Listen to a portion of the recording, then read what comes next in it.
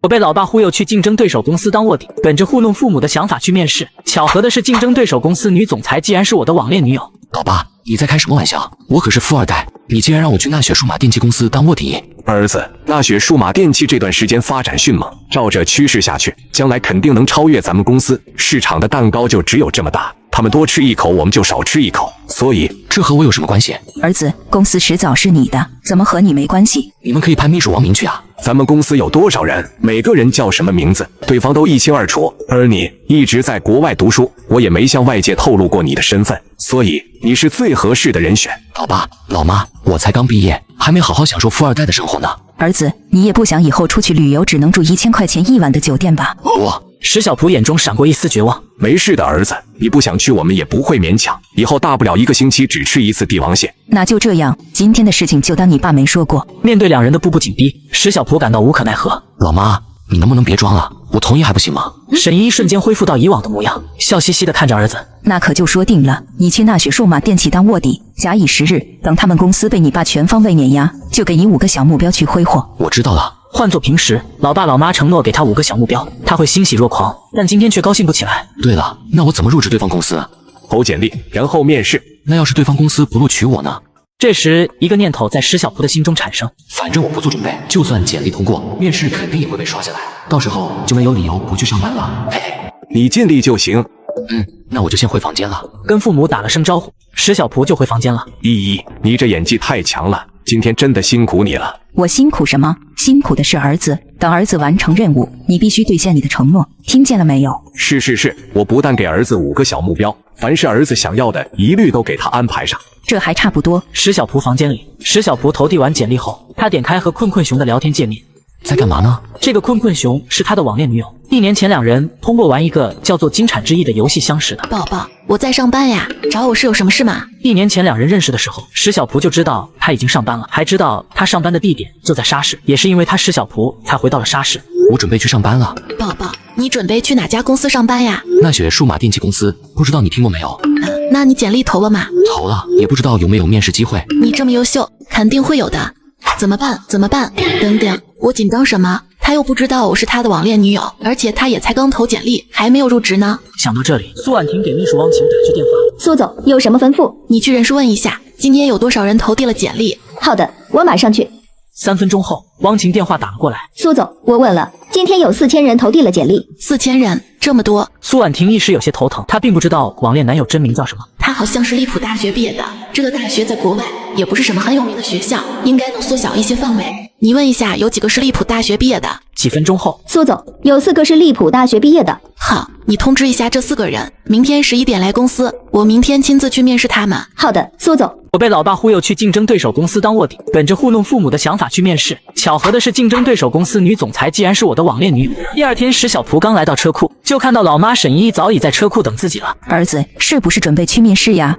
老妈，你说我是开保时捷去还是开法拉利去好呢？都不行。那我开什么车？开雅迪去吧。儿子，做戏的做全套，你要是开法拉利去，别人会怎么看你？所以为了你不被怀疑，只能委屈一下。行，开雅迪就开雅迪。石小蒲深深吸了一口气，坐上雅迪。等一下，儿子。石小蒲转头看向沈一，以为他良心发现，准备给自己一个大惊喜。我在纳雪数码电器公司附近的小区给你租了一个80平米的房子，以后你就不用回家了。石小蒲嘴角抽搐，小声嘀咕了一声：好家伙，还真是个大惊喜。儿子，你说什么？没什么。石小蒲生无可恋的开着雅迪就离开了。纳雪大厦会议室里，苏婉婷心事重重地坐在面试主位上，左边坐着人事部经理宋敏，右边坐着秘书汪晴，对面坐着3个人，全都是利普大学毕业的，2男1女。人事部经理宋敏看了一眼手机，已经到了11点20，对着苏婉婷说道：要不我们开始吧。不是还有一个叫石小蒲的汪晴，你没有通知他吗？一说起石小蒲，汪晴就来气，他恶狠狠的道：早晨给他打了3、4个电话都没接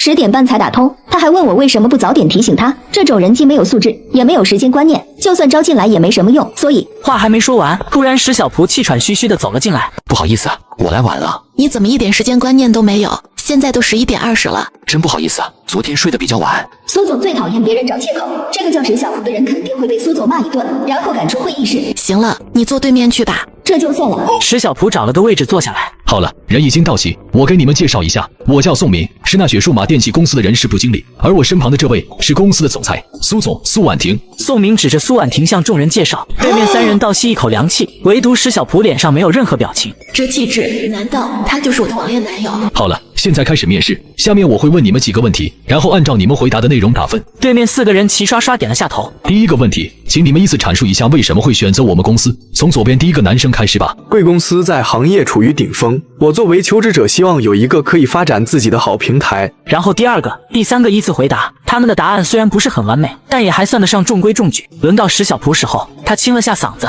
从容不迫道：我在网上了解一下，贵公司的伙食很不错。我是一个对于吃比较挑剔的人，一般的公司入不了我的法眼，所以我想入职你们公司。场内除了苏婉婷之外的其他7个人都傻眼了。你是来捣乱的吧？苏婉婷对着汪晴使了个眼神，然后看向石小蒲。没事，能够说出自己真实的想法也很好。好了，下一个问题，你们觉得你们能给我们公司带来什么？我具备这个岗位的专业技能。第1、第2、第3个人都回答完了，又轮到石小蒲的时候，漫不经心道：我能给你们带来一个干活的人。石小蒲短短几个字就抓住了重点。坐在石小蒲身旁的3人嘴角忍不住想要往上扬。人事部经理宋敏直接猛圈，他前后也面试过差不多1万人，什么场面没见过，但像石小蒲这样的他还真的是第一次见。后面又陆陆续续问了几个问题，其他3人都规规矩矩的回答，只有石小蒲不按常理出牌，回答的一个比一个奇葩。人事经理宋敏的草稿纸上写了4个分数，分别是90、83、86。还有一个53是石小蒲的得分。我被老爸忽悠去竞争对手公司当卧底，本着糊弄父母的想法去面试，巧合的是竞争对手公司女总裁竟然是我的网恋女友。好了，今天的面试就到这里，你们可以回去等通知了。等一下，我还有一个问题。苏总，你还有问题？这个问题很简单，那就是你们平时喜欢玩游戏吗？不喜欢玩游戏。除了石小蒲之外，其他3人异口同声的回答，他们下意识认为这是苏总在给他们下套。我喜欢玩游戏。什么游戏？金蝉之翼。果然，这个帅帅的男生就是我的网恋男友。等面试人都走后，宋敏提出他的建议：第1个男生还有第2个女生表现得很好，我觉得这2个人很适合我们公司。你呢？苏婉婷没有答话，转头看向身旁的汪晴。我觉得宋经理说的对，既然你们都这样说了，那么就录取第1个男生和那个叫做石小蒲的男生吧。好。苏总，你说什么？我说录取第1个男生，还有那个叫石小蒲的。那个石小蒲。好了，你们不用再说了，就这么决定了。等苏婉婷回到办公室后，她就拿出手机给网恋男友发去了消息：宝宝，今天面试完了吗？已经面试完了，不过应该不会被录取。你这么优秀，他们凭什么不录取你？我今天迟到了，面试题也是随便乱答的，只要他们脑子没病，就肯定不会录取我。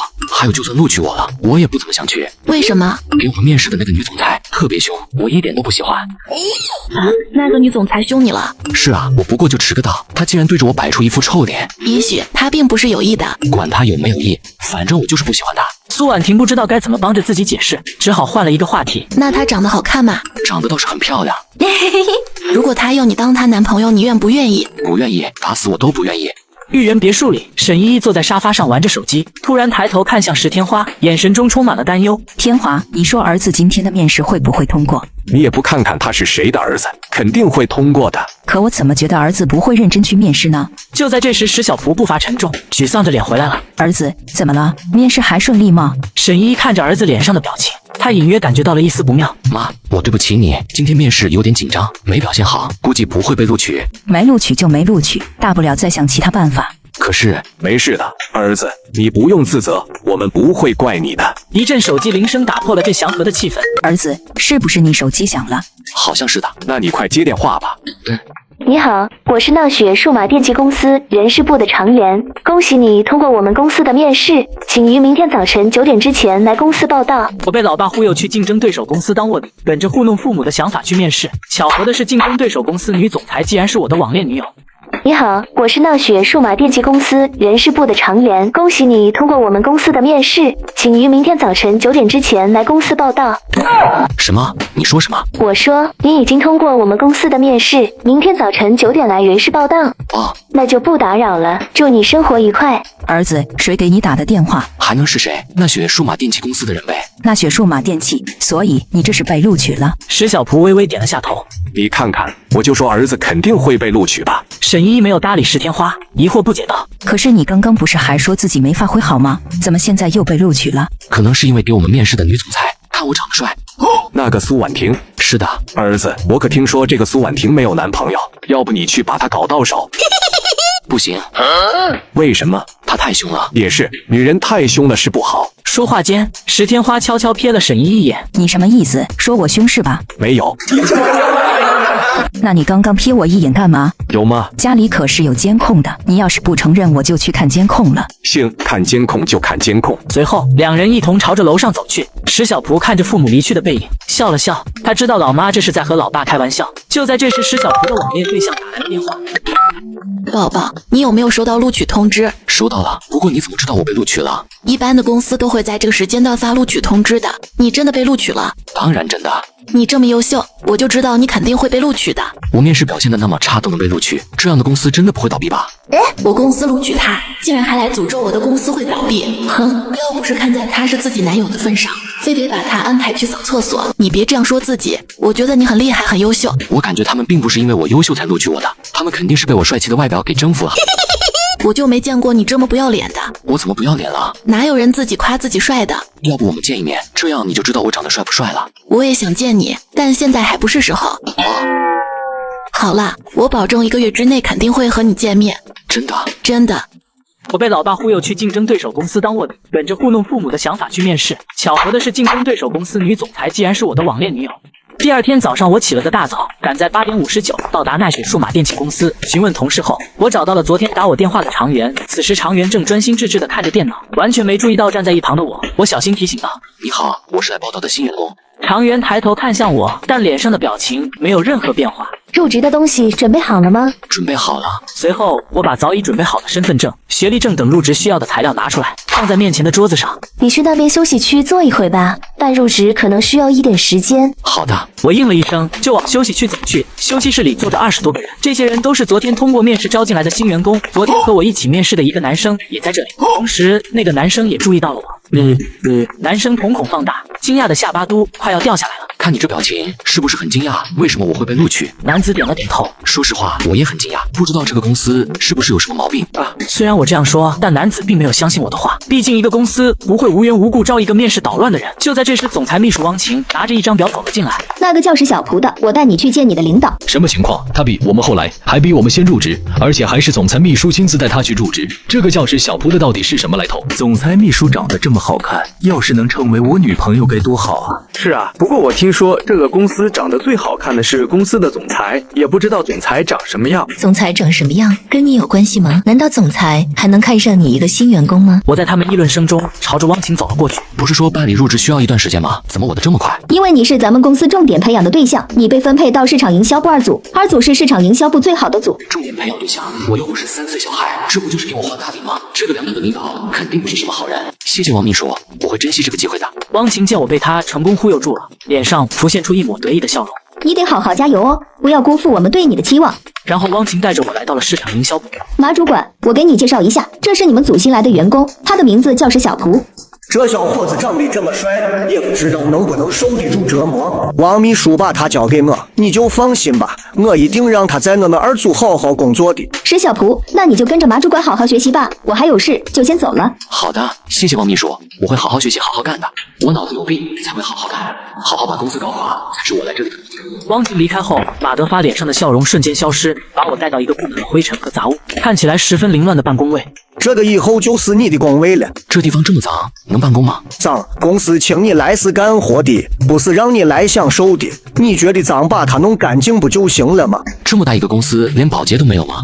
连工位都要我自己打扫？我当初来3组的时候，工位也是这样的，我可没有像你这样。那你可真勤快。你什么意思？作为一个新员工，有你这么跟领导说话的吗？哈哈，我只知道谁尊重我，我就尊重谁。好啊，我看你是不想在这个公司待了。你要是不愿意干，可以直接滚。你以为你是谁？你有什么权利让我滚？卧槽，这个新人也太牛逼了！入职的第1天就敢跟主管硬刚，太帅了！想当年我也是被这样欺负过，但我就不敢去硬刚。说实话，我还真有点佩服这个新人，他说出了我们的心声。此时，一个同事把他拉到一边说道：“兄弟，你别和他去争了，你争不过他的，他好歹也是个领导。”石小蒲平复了一下心情，端详着眼前的人，一看就饱受主管的摧残。领导怎么了？领导就可以欺负人？他可不止对你这样，2组的员工基本上都被他弄了一遍。你们不反抗吗？我们也去举报过，但听说采购部经理是他表哥。男同事一脸沮丧，要不是他有房贷和车贷，早就离职了。他曾经也是一个热血青年，可现在却被生活磨平了棱角。采购经理这样牛吗？同事赶紧小声说道。那可不，听说这个采购经理经常吃回扣，已经贪了公司不少钱。这么黑心，公司里没人能管得住他吗？这我就不知道了，毕竟我也不是领导。说的也是，兄弟，现在找个工作也不容易，我劝你还是先忍忍吧。我点了点头，心想好不容易进了公司，还没开始搞破坏，怎么可能就这么轻易离开？至于这个马德发，以后有的是机会整治他。这就对了嘛，等会我帮你去把你工位给打扫干净。这怎么行？没事，大家都是同事，或许以后我也有要你帮忙的时候呢。见男同事一再坚持，我只好答应了下来。马主管，我已经和他说了，他会把工位好好收拾的。马德发看了我一眼道：行，那你把工位打扫干净吧。我没有说话，开始和男同事一起打扫起工位上的卫生。马德发见我没有回他的话，也识趣的走了。20分钟后，我们2人打扫完了工位上的卫生，看着面前整洁的办公桌，我露出了欣慰的笑容。今天真的谢谢你了。没事，这点活相对于我们的工作来说根本不算事。看着男同事真诚的样子，我陷入了沉思。对了，你叫什么名字？我叫石小蒲，你呢？我叫童伟。童哥，我中午请你吃饭吧。别人帮了我的忙，礼尚往来，我也得意思一下，不能让别人白忙活。行。童伟应了下来，他知道这是我表达善意的一种方法。我被老爸忽悠去竞争对手公司当卧底，本着糊弄父母的想法去面试。巧合的是，竞争对手公司女总裁竟然是我的网恋女友。童哥，我中午请你吃饭吧。请。就在这个时候，马德发笑盈盈的走了过来。看来你还蛮闲的，既然你这么闲，这里有个任务，你来完成一下吧。任务？什么任务？马德发把一沓资料放在石小蒲桌子上，对着我说道：我们公司新研发了一个游戏机，这是游戏机的资料，你来做一下这个游戏机的营销方案。马主管，你……马德发瞪了童伟一眼，继续对着我说道：你明天下班之前，你把方案交给我。好。要是明天下午我看不到你的方案，你就自觉去人事部辞职。要是明天下午我能完成呢？要是你明天下午能完成，我就去人事部辞职。这可是你说的。是我说的，你可不能随便做一个方案去糊弄我，质量不达标的是不算数的。马德发又看向童伟，补充道：童伟，你不要想着去帮他忙，我会时刻监督你们的。马德发走后，童伟立马凑到我耳边说道：你干嘛要和他打这个赌？连我都要3、4天才能做出一个方案，你一个新人凭什么能2天做出一个方案来？我拍着胸脯保证道：我自然有办法，这个你可以放心。童伟无奈的摇摇头：老爸，江湖救急。儿子，怎么了？我刚刚入职，这狗主管就给我布置了任务，要我2天之内做一个游戏机的营销方案出来。你这主管不是欺负人吗？哪有第1天上班就做营销方案的？是啊，这傻逼主管太欺负人了，所以我想让咱家公司的市场营销部的人帮我做一下。没问题，你把那个游戏机的资料发给我。好的，老爸。新进的员工都安排好了吗？都安排好了。那2个利普大学的也安排好了。安排好了，一个分配到市场营销部2组，另一个去了市场营销部1组。谁去了1组？刘静去了1组。也就是说是小蒲去了2组。听说2组的主管风评不怎么好，不行，我得去看看。我被老爸忽悠去竞争对手公司当卧底，本着糊弄父母的想法去面试。巧合的是，竞争对手公司女总裁竟然是我的网恋女友。苏总，你怎么有空来我们市场营销部了？今天比较闲，想来这里看看。这哪是来看看啊，这是来视察工作的啊！我们市场营销部的员工是全公司最敬业的，基本上每天都是最晚回去的。哦，这个员工包括你吗？张强背后一凉，还真不包括他。他基本下午7点多就回家了，但这个时候只能死鸭子嘴硬。当然包括我，我每天都等最后一个员工走了我才走。你可真敬业啊！公司每个月给我发这么多工资，我当然得敬业啊。好了，不说这些了，你带我去看一看你们员工的工作状态吧。好的，苏总。苏婉婷和张强刚来到2组，马德发就立马凑了过来。苏总，你怎么来了？苏婉婷并没有搭理马德发，只因他此时看到石小蒲正在和一个女同事聊着天。苏婉婷当机立断走了过去，马德发和张强也跟了过去。石小蒲，你在干什么？你上班怎么不好好坐在自己的工位上？苏总，石小蒲找我是来问关于做营销方案的技巧。他才刚刚入职，需要问什么？主管今天给我布置的任务，让我做一份游戏机的营销方案，还说明天下午之前必须完成。还有这事？一滴汗水从马德发额头渗出，他不知道该怎么解释。张强看出了马德发的窘迫，赶紧解释道：可能马主管看石小蒲有潜力，想要好好培养他吧。马德发看张强帮他解释，赶紧笑着附和道：是的，张经理说的对，我就是这样想的。放屁，马主管就是为了为难我才给我布置这样的任务的。那也是因为你不听从我的安排，我才这样的。你故意给我安排一个满是灰尘的位置，要我去打扫，还说我不服从安排。这些都是真的吗？苏总，这都是小仆胡编乱造的，我没有做过这种事。你没做过，那就是小仆在说谎。这个时候，童伟站了出来。我能证明石小仆没有说谎，不单单是石小仆，每次我们市场营销部来新人，马主管都会用这种方式打压。见童伟站了出来，其他同事也都纷纷站了出来。是啊，当初我来市场营销部的时候也被他整过，每次都把各种各样的任务压在我们身上，我们辛辛苦苦完成任务后，功劳还都被他抢走了。他还经常打视频骚扰我，我不接他视频就继续发信息，我手机里还保存着他骚扰我的记录。马德发一时不也知道该怎么狡辩，只能把目光看向张强，想要得到张强的帮助。张强尴尬地把目光转向别处，现在这个局面已经不是他可以解决的了。马主管，你还有什么想说的吗？马德发把头低了下来，他知道自己已经在劫难逃了。既然你没什么解释了，那就去人事部领辞退通知书吧。处理完马德发的事情后，苏婉婷看向石小仆，你那个营销方案不用做了，等会让张强去安排。不行，我都已经开始做了，哪有半途而废的道理？我都已经把游戏机的资料发给了老爸，老爸那边的市场营销部已经开始做了，这个时候叫停，他们不是白忙活了吗？不愧是我的网恋男友，竟然这么有责任心。行，那你继续做吧。